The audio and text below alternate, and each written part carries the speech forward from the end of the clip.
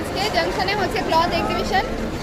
দেখো অলরেডি কালকে হয়ে গেছে, আজকে সেকেন্ড দিন, প্রচুর ভিড়। আর আমরা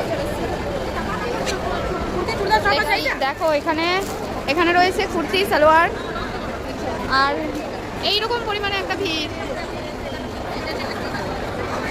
এতটা পরিমাণ ভিড়। শাড়ি শাড়ি হ্যাঁ, এখানেও শাড়ি বলছি। এদিকে রয়েছে ব্লাউজ কালেকশন, ব্যাগ। দেখো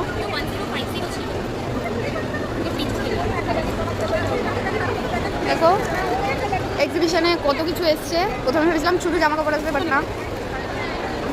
হ্যাঁ এই তো ওই সামনে রাখি, তো রাখির নিউ নিউ কালেকশন।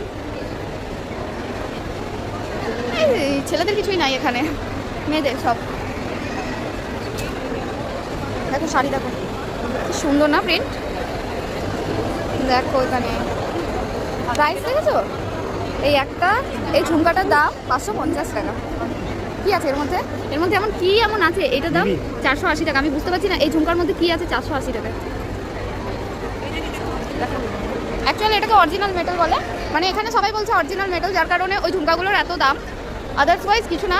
আর ব্লাউজ কালেকশনগুলো একবার দেখাই। ব্ল্যাকের সাথে আছে, দেখো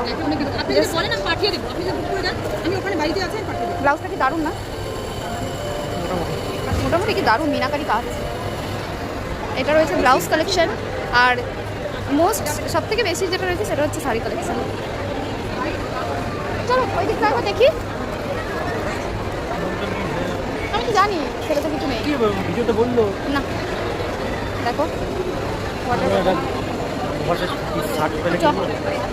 দেখো দেখো গাইস, আচ্ছা আয়ুর্বেদিক জিনিস এগুলো মনে হচ্ছে কি সোনাস অ্যারোমা ওয়ার্ল্ড, আয়ুর্বেদিক টাইপ জিনিস। এখানে এখানে হেভি কালেকশন। আগে এক্সিবিশন থেকে বের হই, তারপরে বলছি।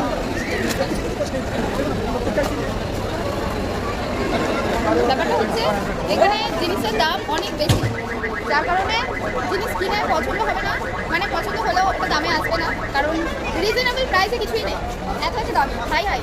ঝুমকাগুলো তো দেখালাম, এক একটা শাড়ি 2500 3000 নর্মাল, কিন্তু যেহেতু এক্সিবিশন ওই জন্য দাম এত বেশি। তো এইটা দেখার জন্য ঠিক আছে, বাট কেনার জন্য আমি তো বলবো একদমই না। দেখো হ্যাঁ ভালো লাগবে, ওই এই দামে তুমি 1000টা জিনিস পেয়ে যাবে। আর এটা ছিল আমার অনেস্ট রিভিউ। By, tata.